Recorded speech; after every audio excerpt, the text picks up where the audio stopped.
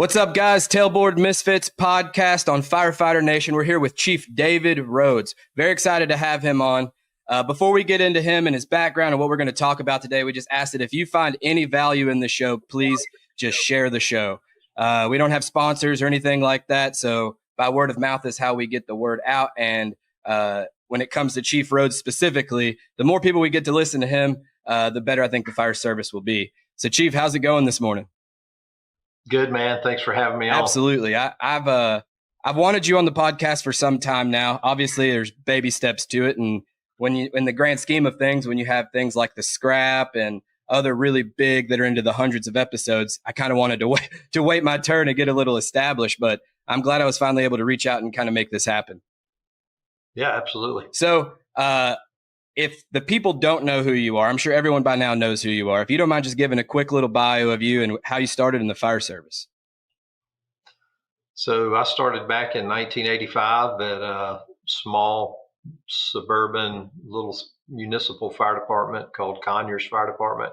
It's about 25 miles east of Atlanta, Georgia. And I worked there for about 5 years, and then we consolidated with the county, which was Rockdale County. So I was there for, I think, a year and a half, almost 2 years, and then went to the city of Atlanta Fire Department in 1992 and worked there for 30 years. So that was my fire service career. In addition to all of that time, I was State Fire Academy instructor. I got involved in the Georgia Smoke Diver program really early, like around 1986, and have been an instructor there since then, and actually ended up running the program for many, many years, and started teaching at FDIC somewhere around 97, 98, and then moved into managing the hands-on training portion of it for, I guess 20 years or more. And then coming up on 2 years, I've been full-time, been retired 3 years from Atlanta. And then for 2 years, I've been full-time with Clarion Events, which owns FDIC and fire engineering. And unfortunately, Bobby Halton hired me in August and then passed away in December. And so I became the editor-in-chief much sooner than it was supposed to happen. It was supposed to be like a 3-year transition, and it ended up being a 3-month transition. So so I'm the editor-in-chief of fire engineering and help coordinate all of the media group brands that we have, and then manage the education side of the Fire Department Instructors Conference. Yep. And I haven't been able to make it out to FDIC, but I know people that have, and obviously it's like the conference of conferences to go to. And I was listening to you speak, and it was probably the FDIC speech, one of them, the year that you ended up taking over. And there was a comment that you made that just really stuck out to me.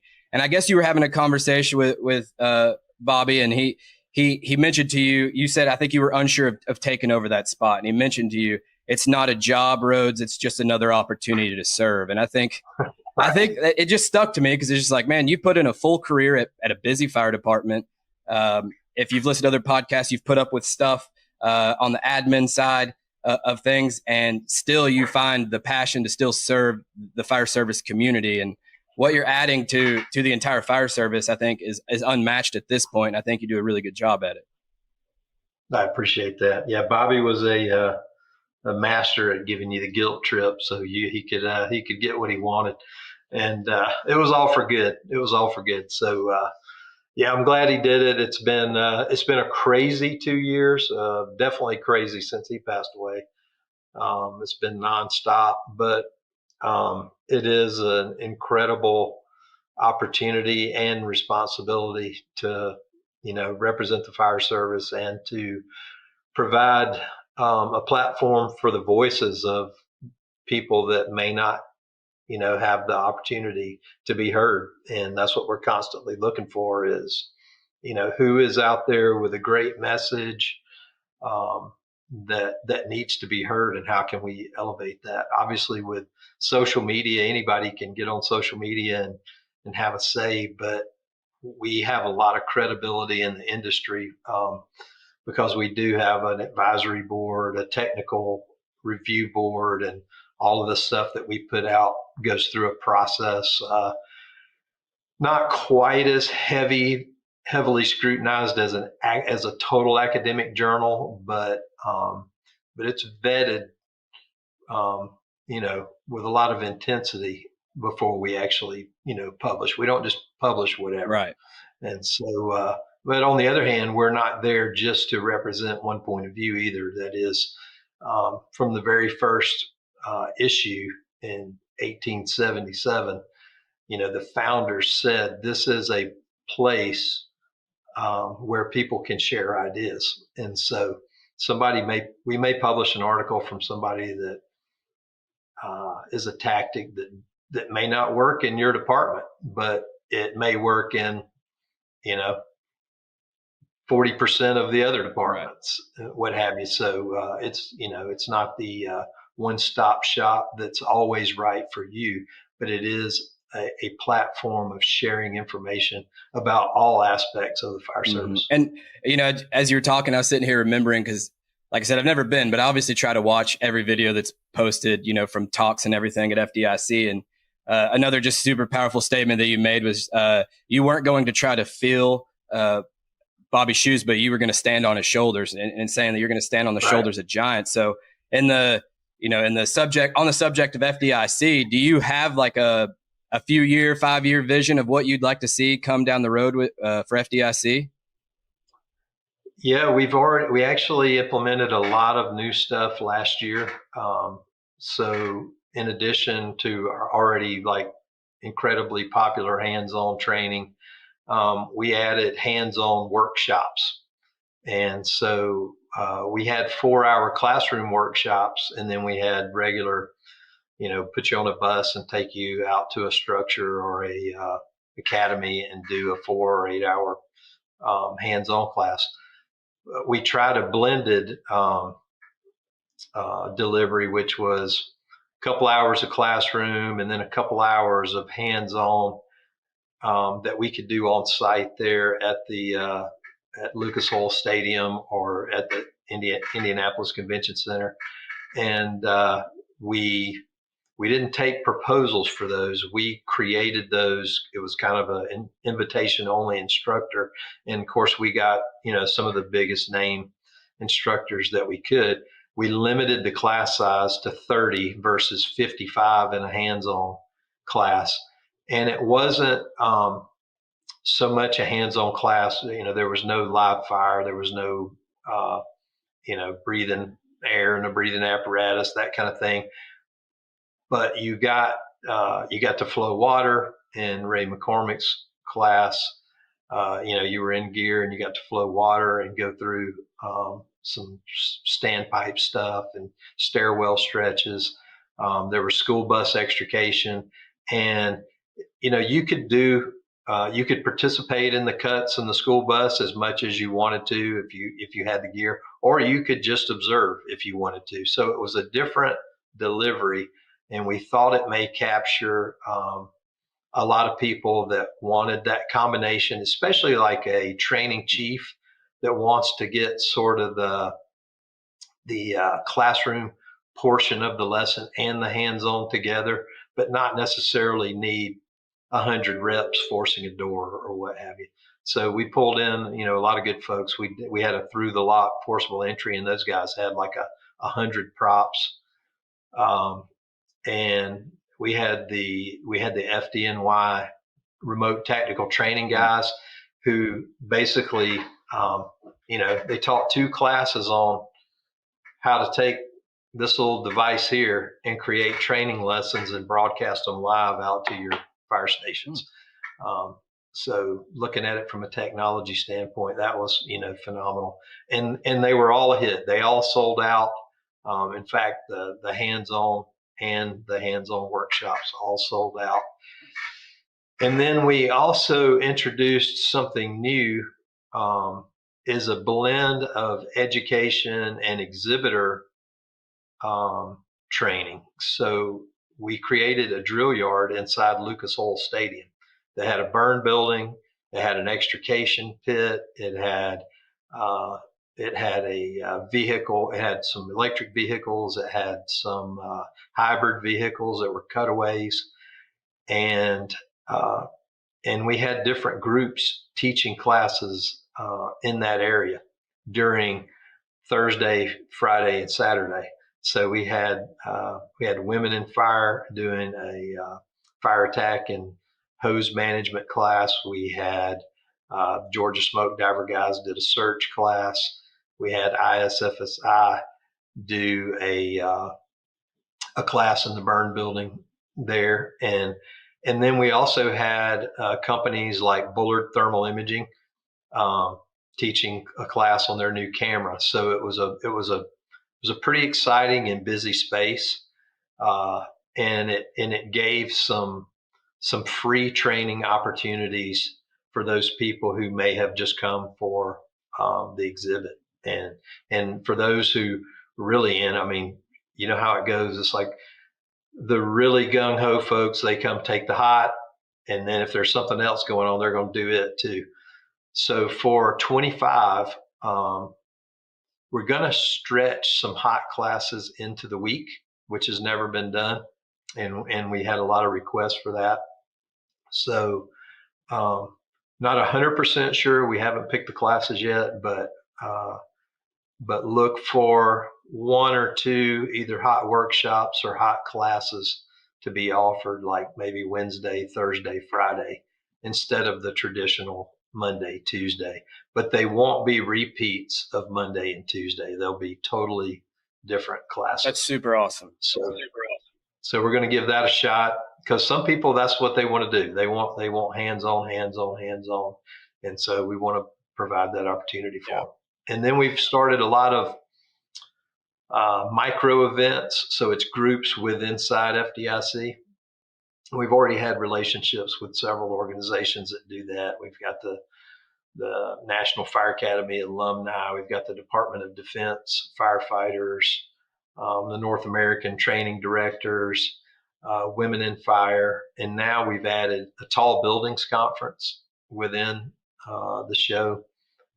We're looking at an industrial type event within the show, and we have an ARF event within the show, and these are very specific. So it's like very niche events that specialize in those areas. So there's something for everybody for sure. It is it's just incredible, and we set the record for attendance last year. Not only were all the classes sold out, but it was a record as far as attendance. Wow.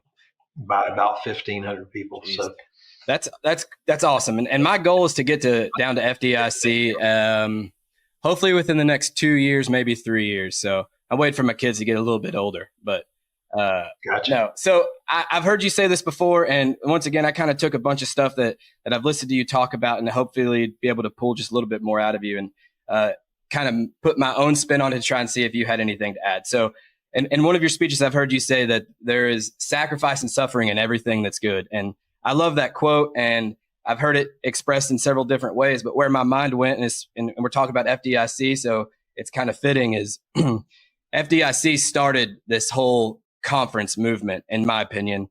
Now there's conferences just about every state and at multiple times, or at the same time in multiple different places. And, you know, I've had conversations with guys. I've been to a lot of classes, and their departments won't pay for them to go. And I'm not in that position. My full-time department, they support us going, but they're not financially able to support that.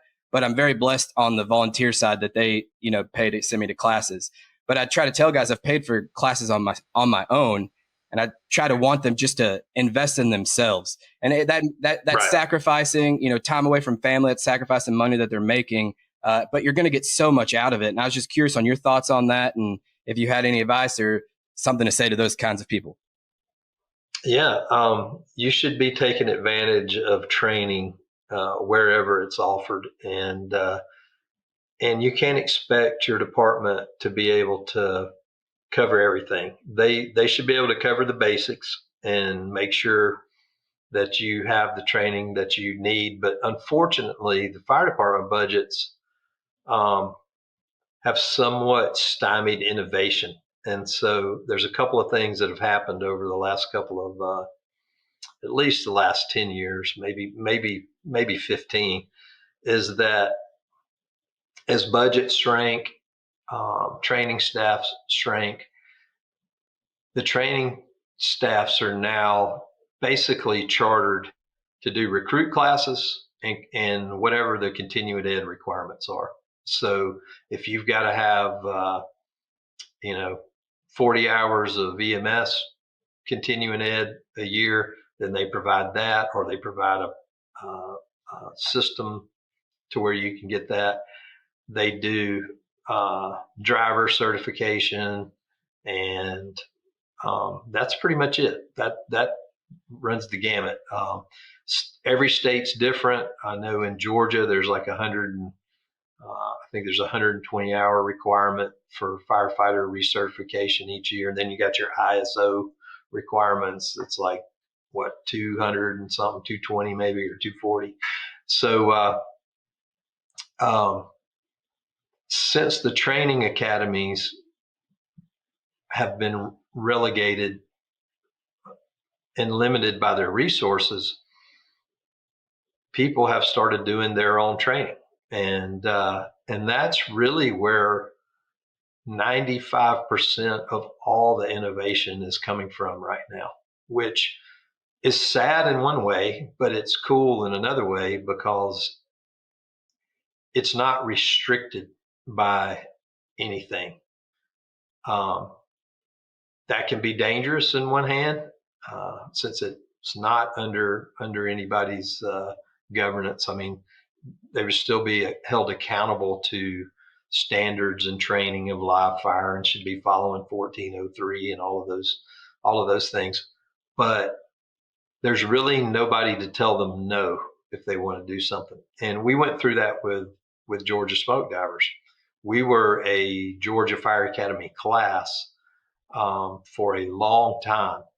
And there were certain restrictions on the training site through legislation, like you're not allowed to charge a fee for any in-state resident to take a class. It has to all be free.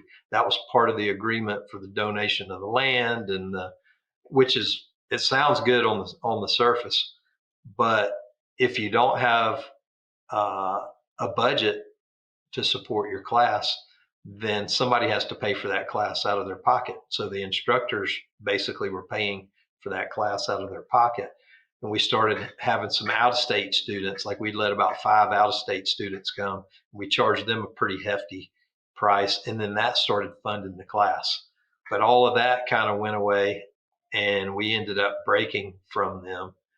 And now we're able to charge a nominal fee that covers hotels and food and sheetrock and pallets and all of that. There's still it still couldn't be paid for if we were having to pay for everything, because there's a lot of donations and everybody is donating their time, and you're looking at 100 instructors a class, but we are at least able to cover the expenses without the guys having to come out of their pocket for sheetrock and fuel and that kind of stuff. So yeah, it's been a pretty interesting transition from all of your training coming from a local academy, a state academy, the National Fire Academy, and a couple of like big conferences. And hands-on training as a concept actually started at FDIC, like around 97, 98, and it was called Hot Tuesday, and it was held in the parking lot. And then that expanded to 30 classes off site, acquired structures, and it's been up and down. Kind of ran out of acquired structures because we used them all. That's always the hardest thing every year, is trying to find 1 or 2 acquired structures for certain classes. But it's still a valuable thing to have. And part of leadership is getting outside of your organization and seeing what other people are doing. And so that is an investment in itself, whether you're buying a book that's not on the station bookshelf for yourself to read, you're subscribing to Fire Engineering Magazine and getting it at your house. If you really want to be good and be the best that you can be, there is some personal investment and sacrifice that it takes to do that. I mean, there's no free ride. You might be able to function and survive, a 30-year career. But if all you do is whatever the department offers and you only read what the department puts out, then you're going to be pretty stagnant overall. And it's really interesting because some of the biggest offenders of that are the largest departments. They think they know it all, and they've got a big training ground and a lot of instructors and all that. And so they don't think they need and some of the attitude is like, what are those old volunteers out there going to teach me? Well, not all of the instructors are volunteers, but it's amazing whether you go to the smallest volunteer station or the busiest station in the country, there's something to be learned at each one of them. It may be the way they carry electrical cords, a certain way in a bucket with a hole in the bottom, or just there's all kinds of innovation that is out there. And when you see it, you can bring it back to your department and it makes you understand the fire service better. Yeah, no, I agree with that. I've been to enough classes now where I can see like the good that it's actually doing in the fire service. And, I've attended several classes, but I wouldn't consider it a lot of classes. And I know I'm not the only one because I've had several conversations about this. And the only way I know how to put it is we go to these classes and we learn these new, if you will, techniques or tactics, right? And then the best way I know how to put it, you bring it back, and there's the older, more tenured firemen that, and I'm not using this as a specific example, but this is just something to relate to, is we're trying to tell these guys that have seen transitional attacks and fog nozzles work for years about the different tactics that we can use to fight fire now. And that's not the only way to do it, and try to get them into the research and data. And we just get pushback, right? Like that's not going to work. I've seen this work, hundreds of times. You can't tell me any differently. And something that I've tried to tell people is when you go to these classes, especially some of the bigger conferences like FDIC, is we're talking with people that have fought fire thousands of times, right? And I like to think that at my department, we see a fair amount of work in the fire side of things. And realistically, I think the person with the most fires has somewhere in the 300 to 400 range, right? And you go to these classes, you're talking to people who've done it 3,000 times or more. And so it's just like, right, we can learn from those. And then there's the 3 factor. So if a department, mid-sized department has 300 working fires a year, then you got to divide that by 3 because there's 3 shifts. Ideally, they're different schedules. And then you got to reduce that down to individual stations. Mm-hmm. And so there are not too many guys that are going to 300 fires a year. Yeah. There may be some somewhere, but if you're actually, if you're working 24, 48, you're working about 120 shifts a year ish, not counting your time off, not counting your vacation, holiday stuff, if you have that.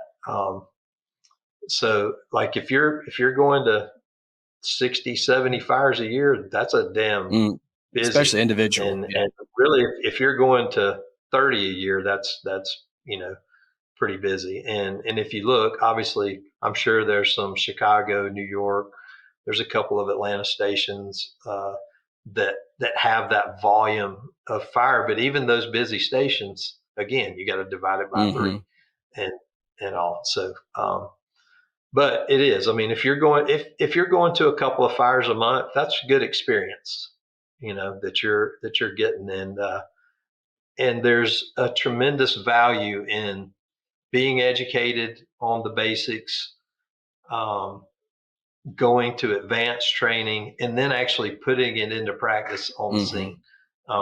And then you're experimenting And that's the problem with folks that don't run the fires, is that if they mess something up, they don't have the opportunity to try something different.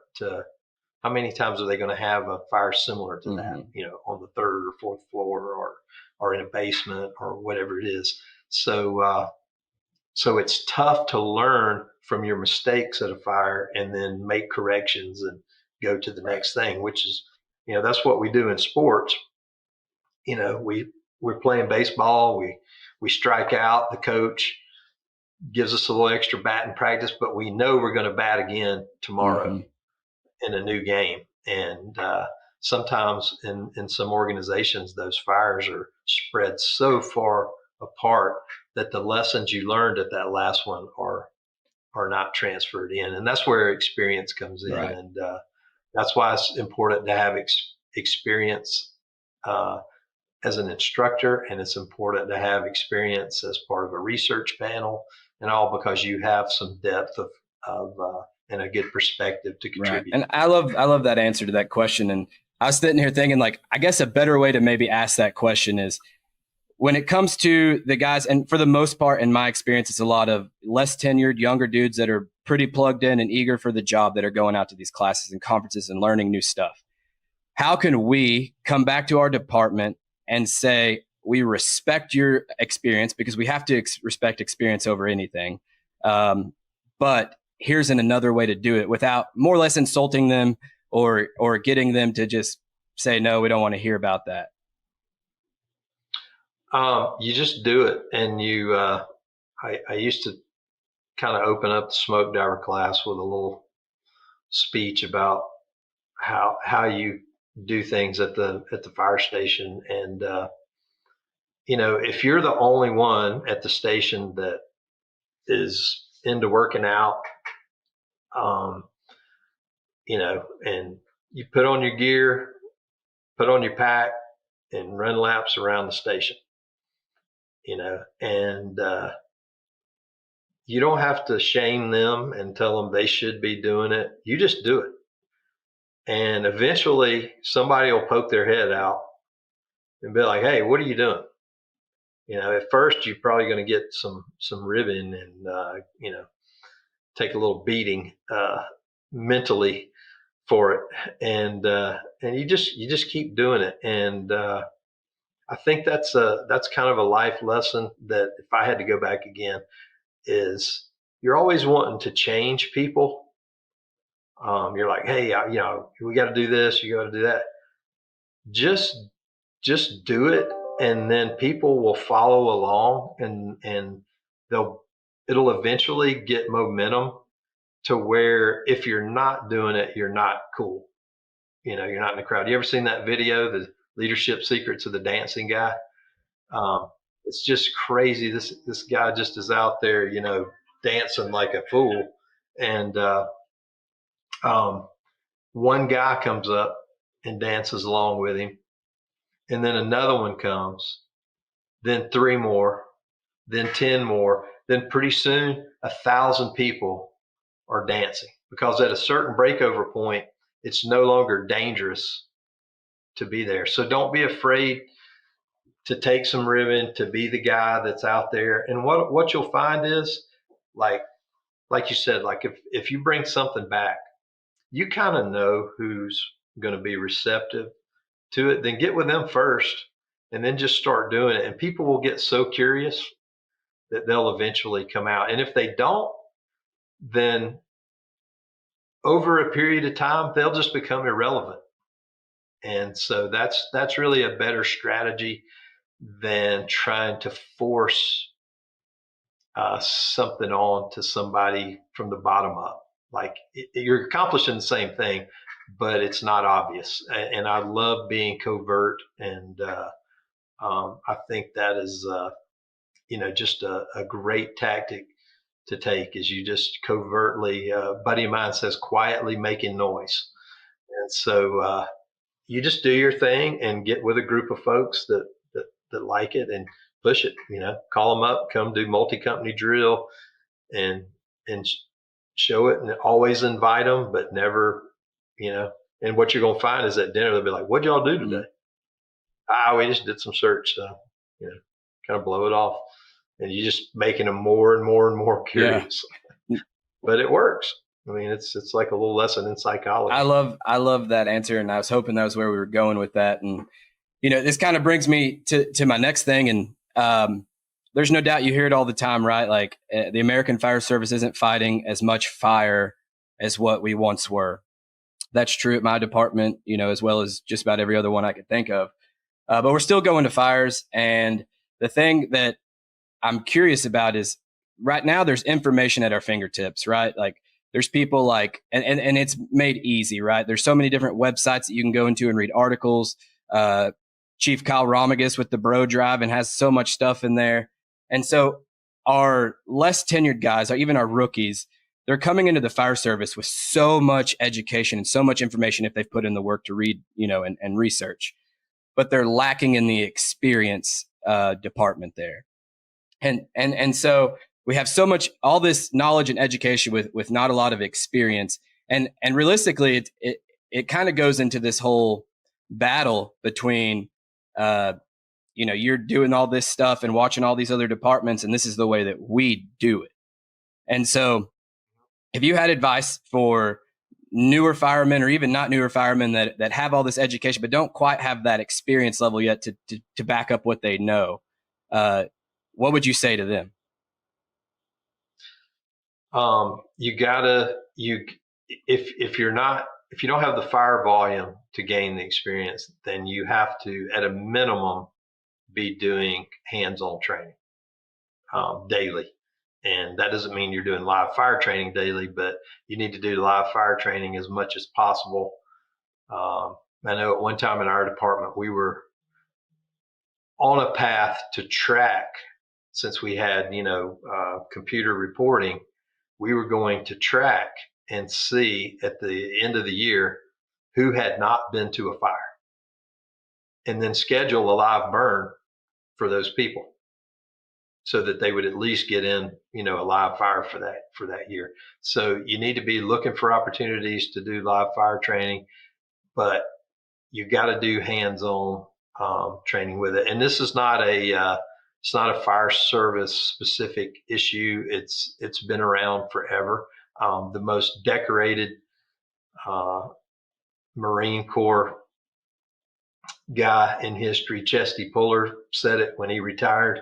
I fear we're becoming overeducated and underexperienced. And it's true with every profession because knowledge is at our fingertips, whether you've gotten it formally or informally. If you want to learn something, it's out there for you. So yeah, you come in with good theory, and as they say with any incident management plan or any plan, it's only good till the first shot's fired for a battle, and really it's only good on a fire scene until you get to the scene. You can have all these standard things that are supposed to happen, and they're probably going to work 80% of the time, but you got to be flexible, adaptable, and experience gives you adaptability, where just knowing theory and having training is why people say, well, what's the way, what are we supposed to do? Well, there's no answer to that because it's situational. So just because you learn to force a door this way, this may be a different type of door. So you got to adapt to that door. Maybe you can't even see the door and you got to force it, but you didn't do that in your training. So you have to make training as realistic as possible, but you do it in phases. So you get good at a task and then you add more adversity to it. You add more roadblocks, and you never really build anything that's not winnable. But you make it harder and harder, and then you add stressors to it. And that's where you get your adaptability. That's where you get your ability to improvise. And that's what makes a good firefighter and a good fire company. Yeah. I'm going to pick your brain a little bit as a company officer. And I know you spend a lot of time as a battalion chief as well, and a pretty busy, department. a lot of times some of these things that we come up with, or maybe a tactics for a specific building, we don't ever really get to do it right because it's not burning all the time. But were you big on like smells and bells? Hey, let's run through our game plan for this. Like we go out for a fire alarm. Let's, deploy what we're going to deploy and set up the way we're going to set up. Yes, we took advantage of the opportunity to take over the elevators anytime we had something in a high rise, to practice, elevator control, lobby control. And I did a lot of what we call tactical decision games. Even at the station level, it would be like just a picture, like a color picture, slap it on the table and say, I'm going to show you a picture for 15 seconds and you tell me what's your first move. So I was trying to keep everybody in a thinking mode all the time. And then, go down the line a little bit. It's the company officers that was battalion chief stuff. At the company officer level, then my job was to make sure everybody knew the tools and equipment on the engine or on the truck or on the rescue, whatever it was we had at that station. And we're proficient in all of that it was in good working order. And then I've always, and it's because of my background with smoke divers, is always looked at training in, all right, we can talk about how the tool operates. Now we got to go use the tool.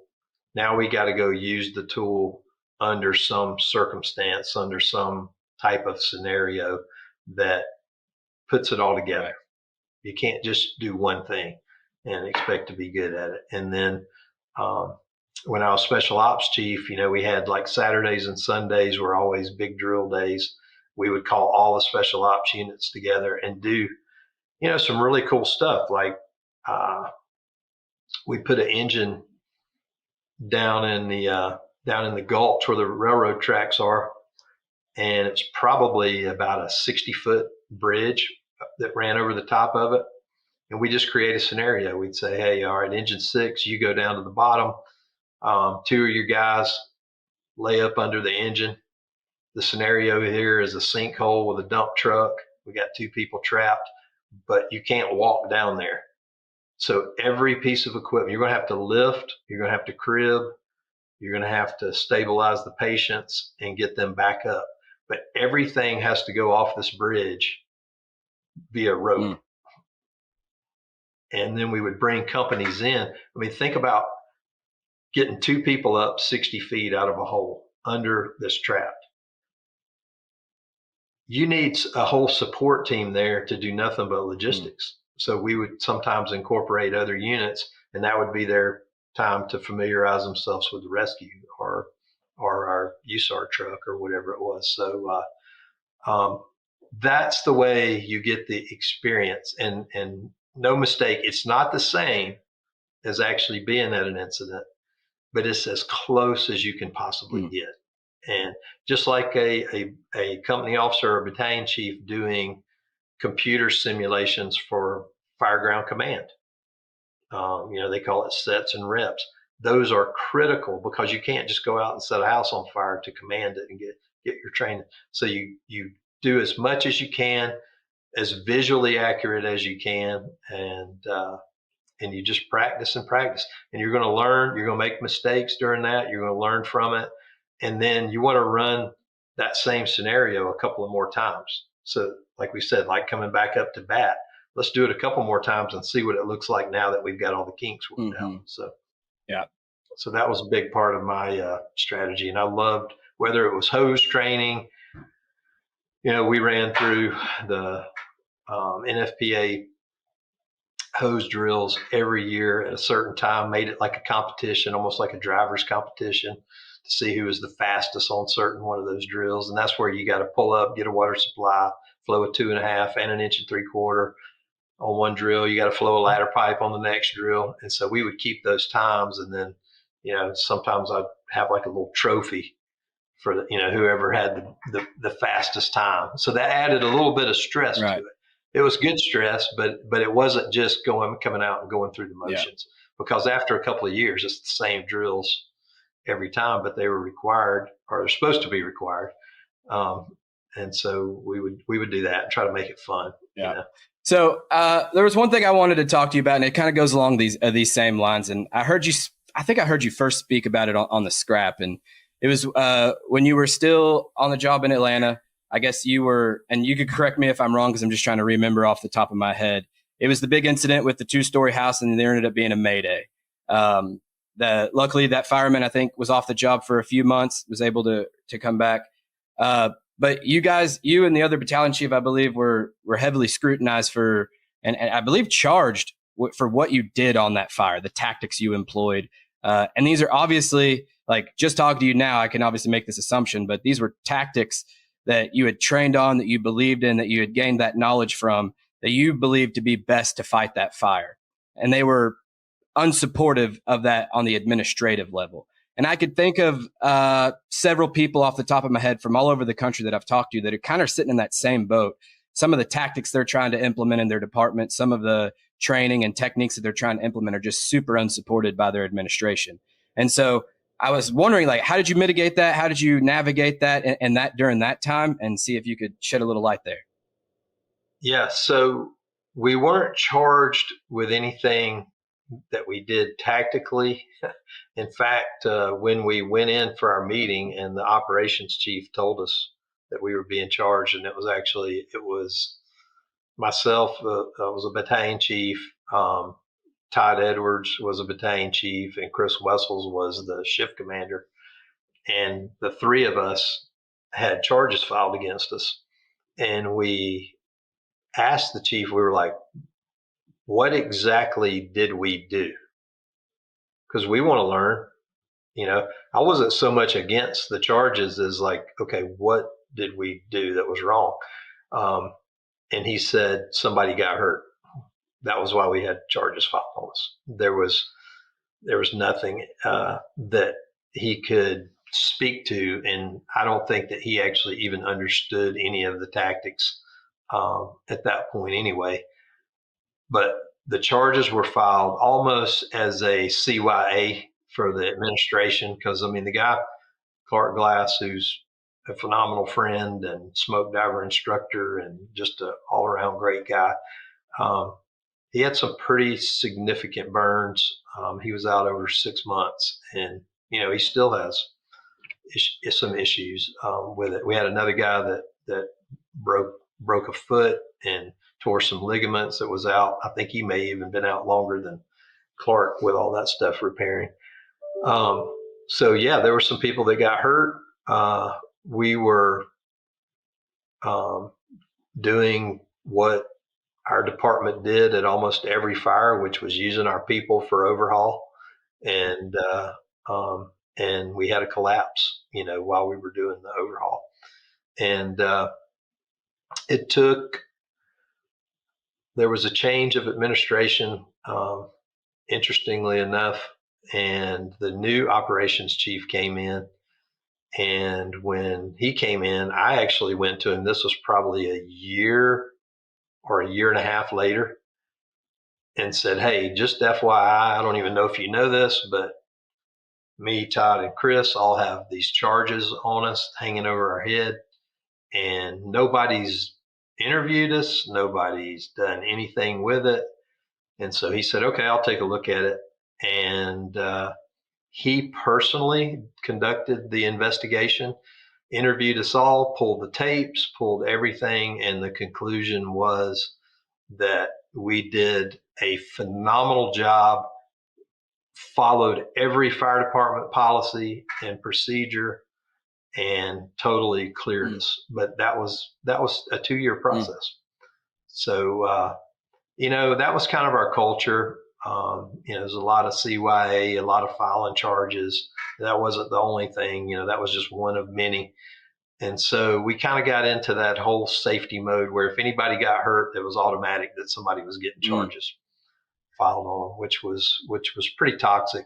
But, I guess with my involvement in the fire service as a whole, Atlanta wasn't my only,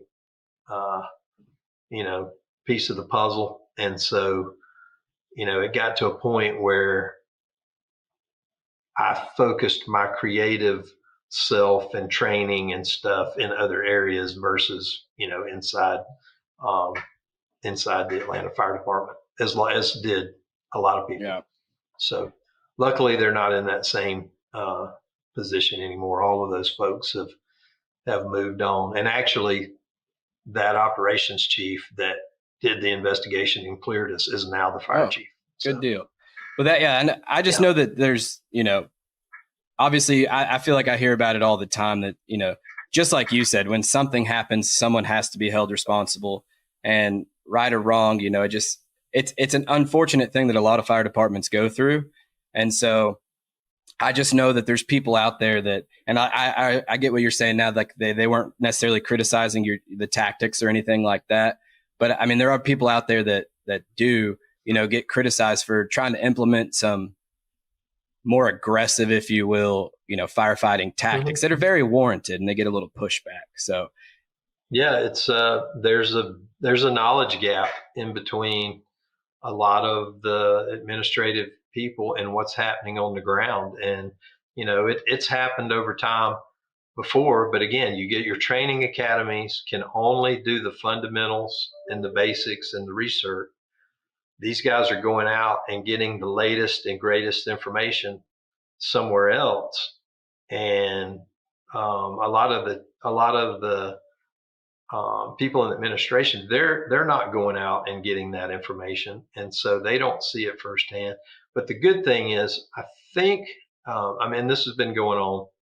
This has been going on for years, but I see that we are starting to turn the corner with it. We still have a long way to go, but with all the data that is out there, with the research that has been done that can point back to victim survivability, how long we know that from the time a unit arrives on the scene that a victim has, it changes as they get more data, but like 78% chance of survival if we get them out within 4 to 5 minutes. Then it drops a little bit after 5 minutes. It drops a little more at 6, and it continues to drop to where, like, once you get up to 10, 15 minutes, then, they don't have a very good chance of surviving. And so we're equipped with that data, but there's just still a lot of negative, there's actually a lot of false beliefs out there. And I actually talked a little bit about this year in the FDIC, is that nobody really gets all crazy about a firefighter dying off duty from a heart attack. Could be counted as a line of duty death. It's sad, it sucks, but we just we've accepted that. It was the number one killer forever. And there's been some changes, there's some obviously there's some entrance exams. If you follow the IAFF and the IAFC fitness information, that you have to have those NFPA physicals and you have to participate in these programs and all. But for the most part, we're okay with a 350-pound dude that's out of shape and has a history of cardiac problem being a firefighter.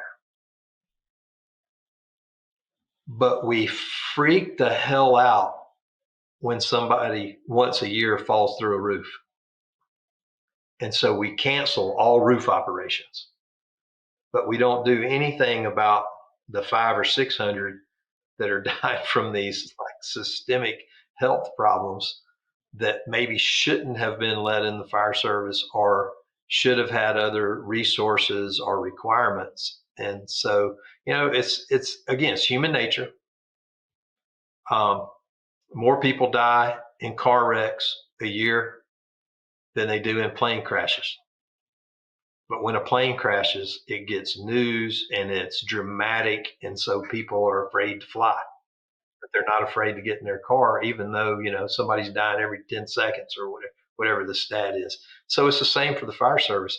When somebody, which is a very, very, very small number, when you back out the apparatus rollovers the heart attacks, sedentary heart attacks, not ones that occur on the scene, um, the cancer, long-term exposures, and you strictly go to those killed in the line of duty fighting fire, or and I'm not even talking about on the scene, because I mean somebody could do something, just drop over from an aneurysm on the scene. I'm talking about the fire itself. There was either a collapse or they got caught in a flashover and burned. It's less than a handful every year, and it's hellacious and tragic. But in the scheme of what you say you're trying to prevent, line of duty deaths, we go too far the other way with some of the policy and all. And it's really starting to surface. Um, I wondered how long it was going to take to get into the fire service, but I don't know if you saw. Actually, it was in Texas, but they just convicted the police chief in Uvalde for not taking action. The officer was already crucified for not taking action. We go all the way back to Columbine, where it was wait, surround, huddle the resources, develop your IAP, do all that stuff. Well, I think the majority of the fire service is right there right now.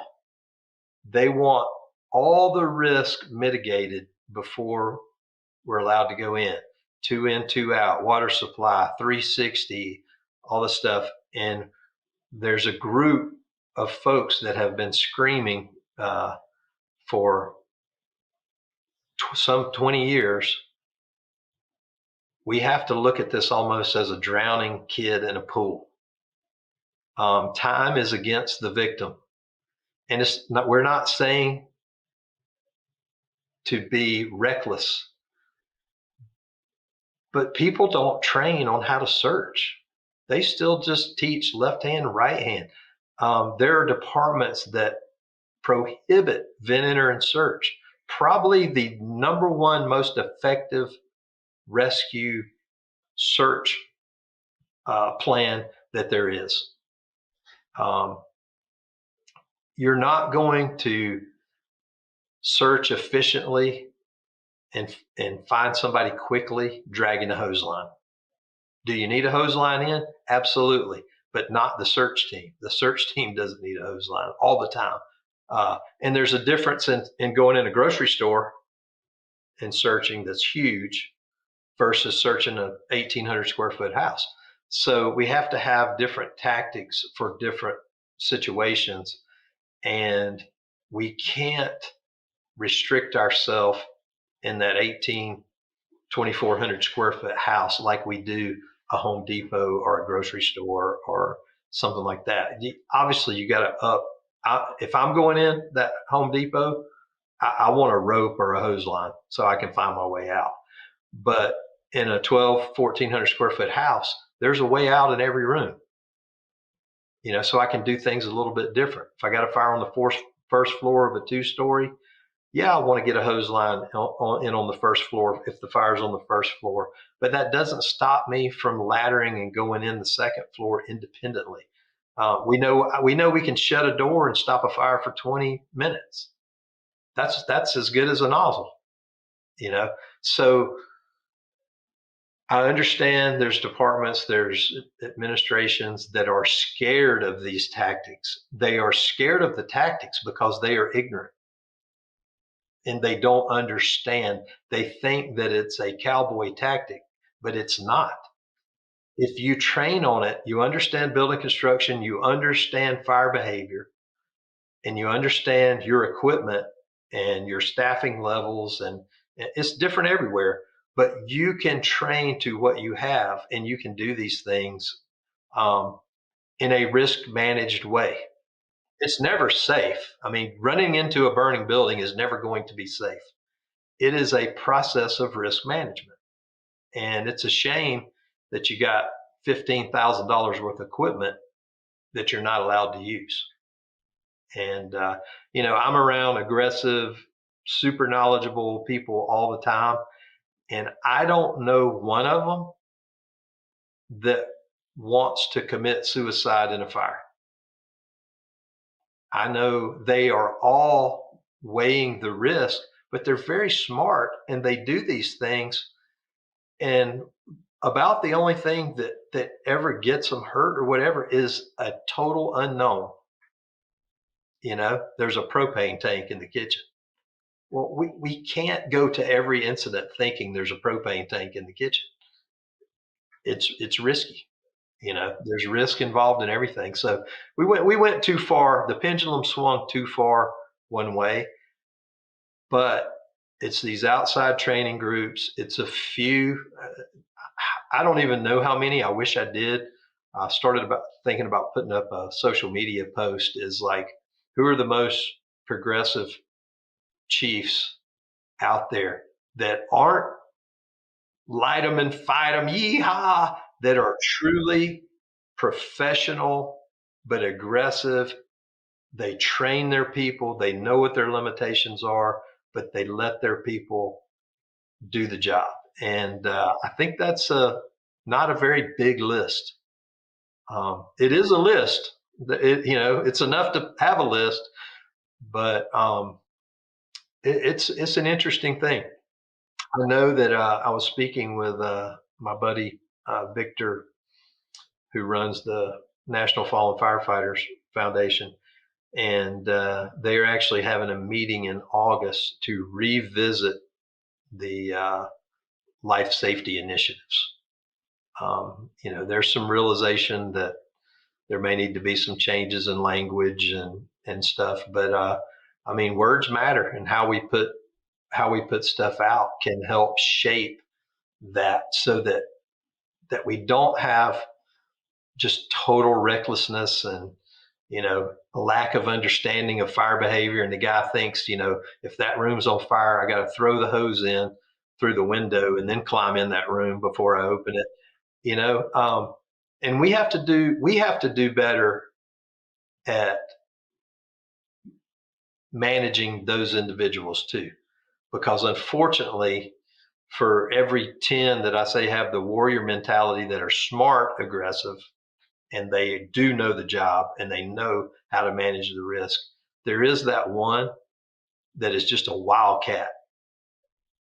But what they do ends up getting pinned on the other 10. And if we don't snatch them by the coat and go, dude, what the hell are you doing? Do you know how stupid that was? You don't have to crawl through the fire. Right. And burn your gear up and all that. There's another way we can do this and accomplish the same thing.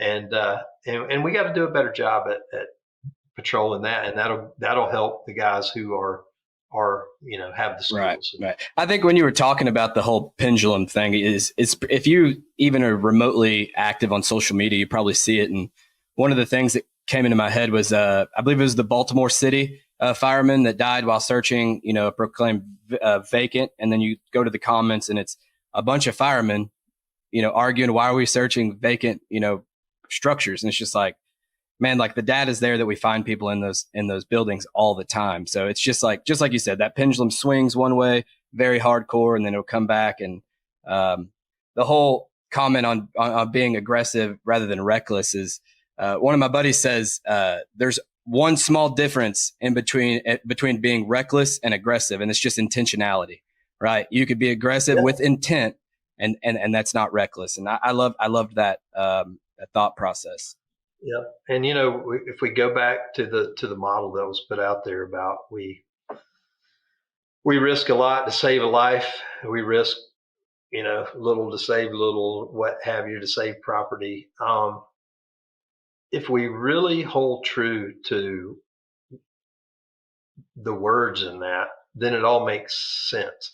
The problem is in the interpretation, because there's a group that wants us to assume a structure is vacant until we get some additional information. And we just can't do that. But then on the other hand, there are some buildings that, like, we shouldn't even be going in if they weren't on fire.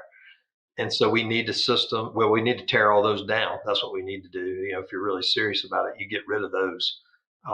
But that's where it comes in. But we know now, again, a lot of people who they push change, change, change, change, change. Well, now this change is coming from the bottom, and they don't want that change because they don't understand it. And when I say they're ignorant, I don't mean they're stupid. They're just ignorant on what good search tactics are, what you can and can't do without a hose line, and how you apply that in different situations. And it's hard to do all the training and get your people up to speed, in addition to keeping up with their mandatory hours and all of that stuff. But you have to do it. We have to change the model. We have to change the model. And it doesn't mean that we throw out everything that's already there. But, you may have heard, I've written about it and I've said it, is it's embarrassing to know that we have a unit on the scene and we're doing all the things on our checklist. We're hooking to a hydrant. We're conducting a 360. We're pulling a primary and a backup line, all with like 3 guys, hopefully 4, sometimes 2, but we're doing all those things. And then a cop pulls up on the scene, walks in 100% polyester uniform and patent leather shiny shoes, and walks the old lady out of the house. So she was in there 3 or 4 minutes, that we could have, we can't treat everything the same. Now, obviously there's fire blowing out of every window. We take a different course, but if we just got, some moderate smoke showing and all, we can pass some of those things to the next crew and knock out a quick search, uh, and you go to an apartment. I mean, think of all the places, hopefully you're confined to that one unit.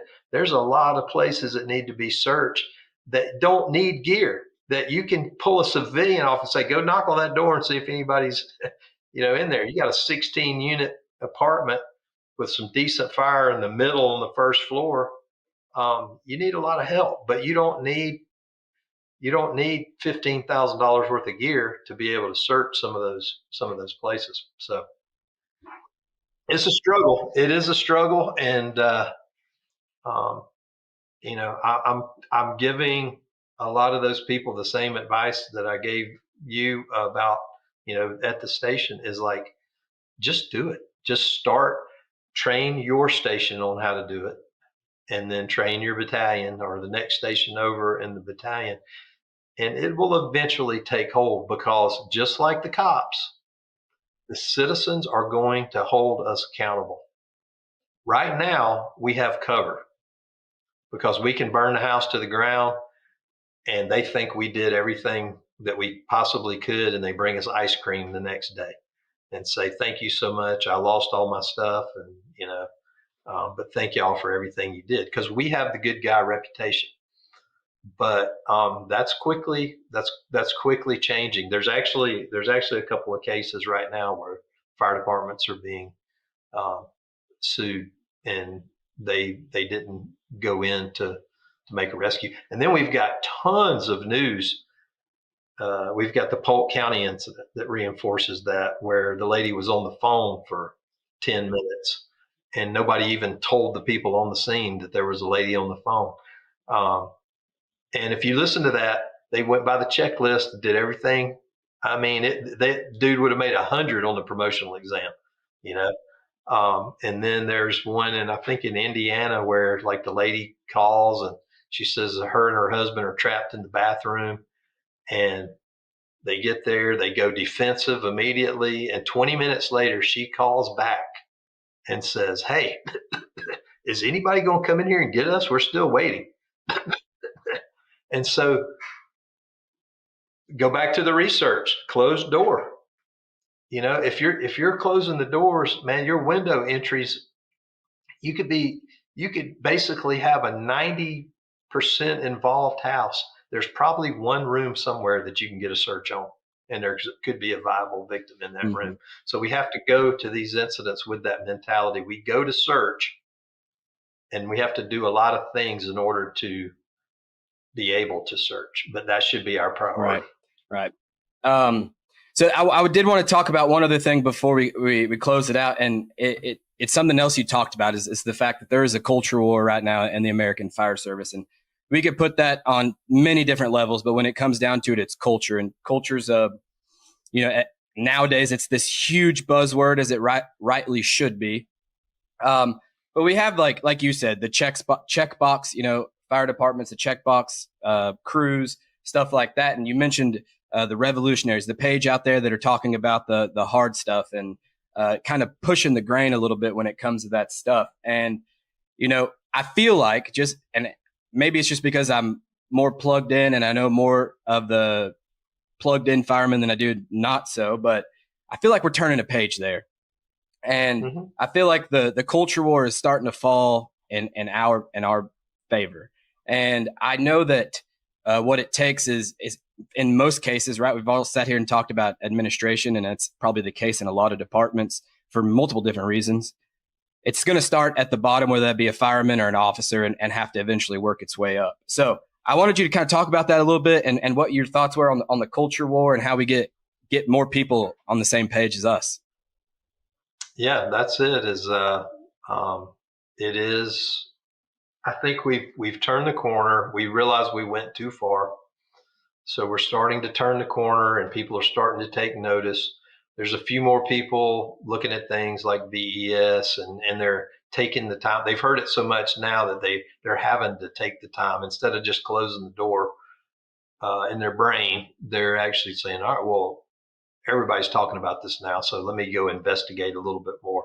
So that's happening. The training that's going on, that's so accessible. There's a conference every week, and we encourage people to go to as much as you can. Definitely support whatever's close to you. Obviously, I'm going to tell you should come to FDIC, but we know that's a big thing. It's 37,000 people, and it's hotels, and it's expensive and all, but you still need to come because that's where the entire fire service is. The people who build the trucks, the people who build the tools, there's nothing like it. But you need to go to those local events as well, because you're getting out of your box and you're learning things that you're not learning in your own department's training. And they're again kind of like those chiefs that are very in tune. There's also training divisions that are very in tune, and they are teaching some of this, but a lot of them don't have the resources.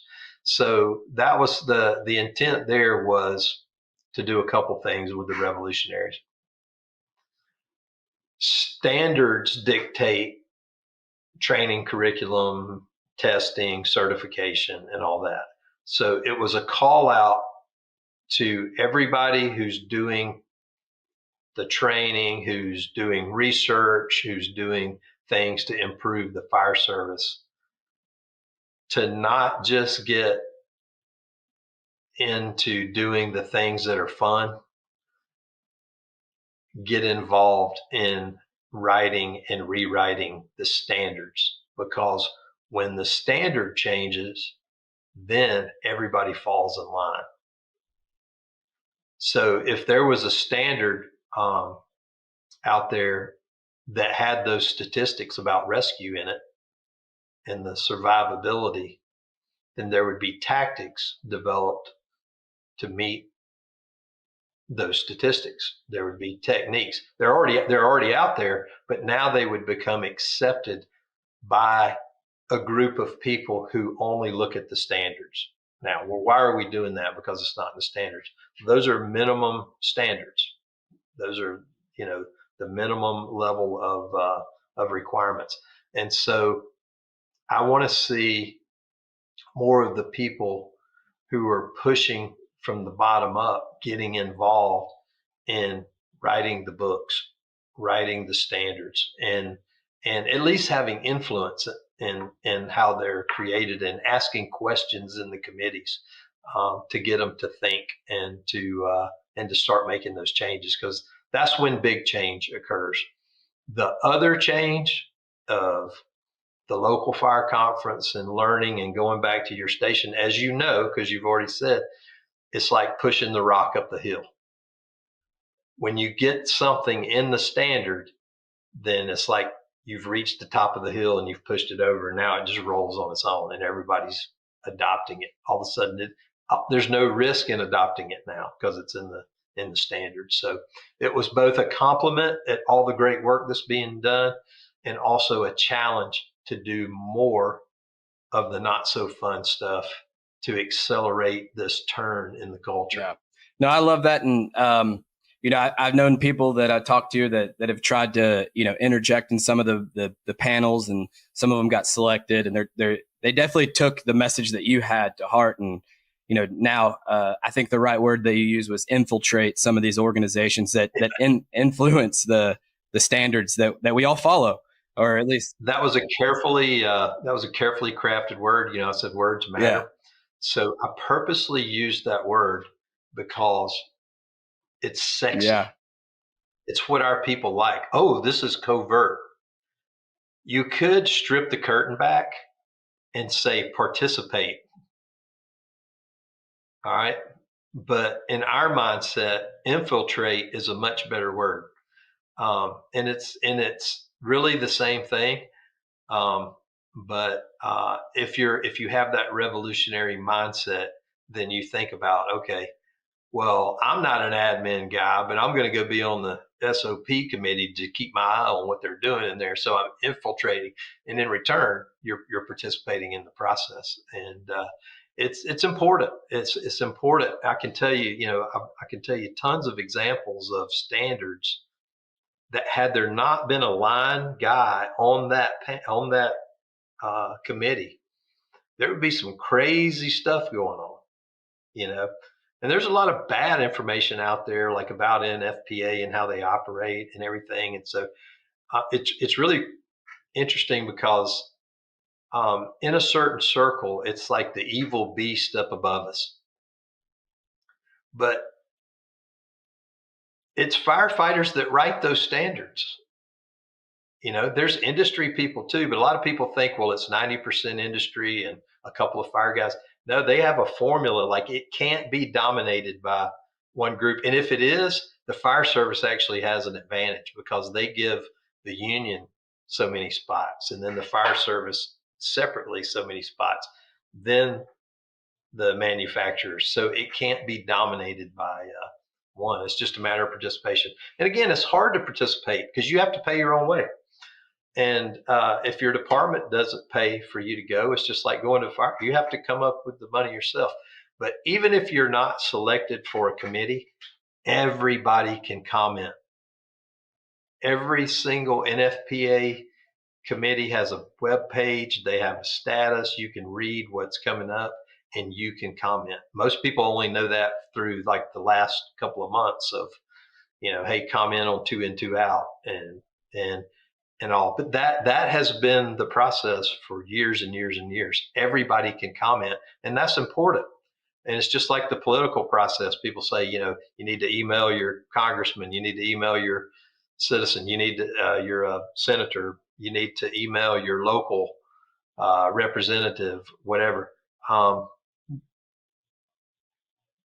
That's who makes the laws and puts the budgets in. And if you sit silent, then they call it the silent majority, right?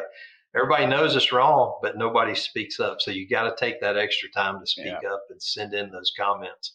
And, you can collaborate on that, get a group together. You might not have got picked for this committee, but like, let's take this, and you take this part, I'll take this part. And now let's craft our comments and let's all send in this similar message.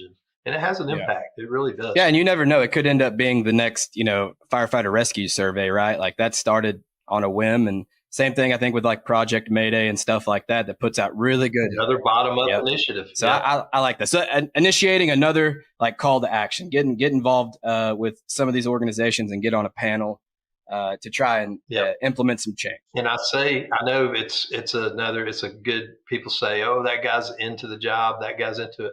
And I always use that and say, it's not enough to be into it, because like I'm into college football.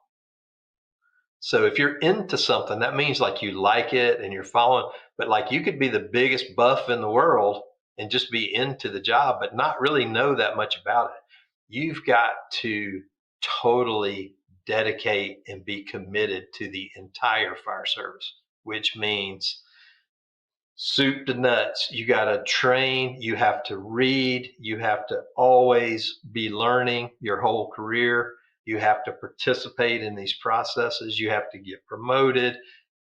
It's the full deal. Mm-hmm. You know, you can be into something and have a lot of swag and a lot of tats and you're into it, but you're not really great at it. Yeah. No, it does. Sense. And I'm not saying that's a bad thing when people say that, but it's like, if you really think about it, it's more to just being into it. Yeah, I agree. Well, Chief, we're coming up well over an hour at this point. I want to be respectful of your time. I just want to say I appreciate you coming on the podcast and sharing what you have to share, which is very, very good information, and it's very valuable to the fire service. As I've said before, man, I'm a fan, and I'm a big believer in what you are specifically doing, and with FDIC and fire engineering and all that. I love all the information that comes out of there. And once again, I just really, really appreciate you coming on. Awesome, man. Well, hopefully we'll meet in person. Hopefully soon. So. Guys, once again, if you find any value in the show, please just do us a favor and share. This is being streamed, so just set a reminder. You can get a reminder every time this podcast comes up on Facebook or whatever you're watching on or listening to. So we appreciate it. We'll catch you on the next one, guys.